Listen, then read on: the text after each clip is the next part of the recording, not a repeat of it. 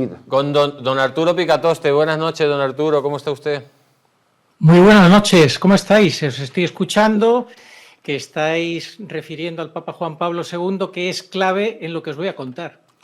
Bueno, lo primero de todo, este Papa, bueno, el Papa difunto, que paz descanse y que Dios lo tenga en su gloria. Difícilmente. Bueno, pero esperemos. A lo mejor nosotros Por no supuesto somos que quien no le para decir dónde deseamos tiene que el estar, pero ha nombrado por supuesto. 135 cardenales deprisa y corriendo. ¿Cuál es el fin de nombrar 135 cardenales? Ahora hay más cardenales que los nombrados por Juan Pablo II y Benedicto XVI. ¿Por qué ha hecho esto de esta forma tan rápida? Explíquelo. Bueno, es evidente que porque lo ha hecho. Lo ha hecho porque quiere mantener la línea que él ha iniciado. Él se ha dedicado a una agenda. Lo suyo es una agenda, la Agenda 2030. Él fue puesto ahí por el globalismo satánico. Él es un infiltrado, o fue un infiltrado en la Iglesia Católica desde los años 60. Parece ser que no tenía muchas ganas de ser sacerdote porque no fue ordenado con el diaconado y entonces llegó a su ordenación sacerdotal, que si la hizo con dolo, pues fue una ordenación sacerdotal inválida. Imagínate de lo que estamos hablando. Estamos hablando de un gran impostor, un hombre que ha vivido en la mentira durante décadas, en el fingimiento, y es que Juan Pablo II nos advirtió en el Catecismo, en el número 675, de cuál iba a ser la última prueba que iba a vivir la Iglesia.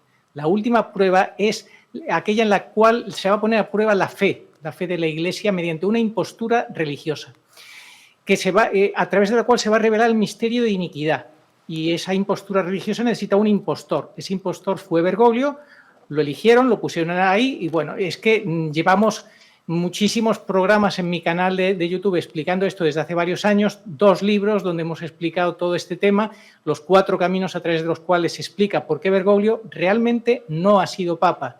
Y esta es la clave, entender que él fue un antipapado, lo que hemos tenido durante 12 años, compartido 10 años con Benedicto, el verdadero papa que mantuvo el munus, y Bergoglio estos últimos 2 años se quedó solo, aparentemente como el papa oficialmente, pero esto no es una cosa nueva en la Iglesia, Jesús.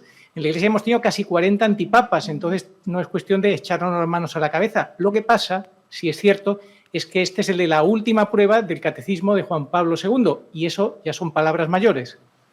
Entonces, ¿por qué? ¿Por qué ha puesto estos personajes que también estos cardenales falsos, al ser nombrados por él, son falsos si él es un antipapa? Si estamos hablando de un antipapado, lo que significa que el siguiente cónclave será también nulo como el anterior, el que le eligió a él.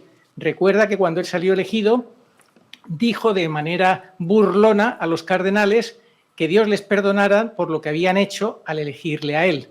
Él iba con su agenda, él durante 12 años se ha limitado a poner una agenda. Esto es una agenda, aquí no hay ningún tipo de sorpresa. En todo esto él ha seguido pues un guión preestablecido para tratar de acabar con la Iglesia Católica. Nos hemos quedado sin cátedra de la verdad, a la muerte del Papa Benedicto estamos huérfanos y nos sostiene la Virgen y la fe. El que no ame la verdad, pues va a ser engañado, lo dice la palabra de Dios. Por no haber amado la verdad, Dios les envía un espíritu de confusión. Así que a todos tus oyentes, a todos tus invitados, pues tenemos que saber todos los católicos que si no renovamos las promesas bautismales, si no nos tomamos en serio la fe, el misterio de iniquidad está campando a sus anchas en el Vaticano actualmente. Lo de esta mañana ha sido una vergüenza, lo del cardenal Farrell, cómo ha presentado a Bergoglio, cómo ha anunciado en minuto y medio la muerte de este personaje, poniéndolo como ejemplo de vida entregada al Evangelio y al Señor, lo cual es falso de toda falsedad, porque si algo ha traído este señor es un antievangelio y un ataque directísimo contra el depósito sagrado de la fe y de la moral de la Iglesia. Así que esto es lo que tenemos, preparar un falso cónclave con gente que siga su agenda.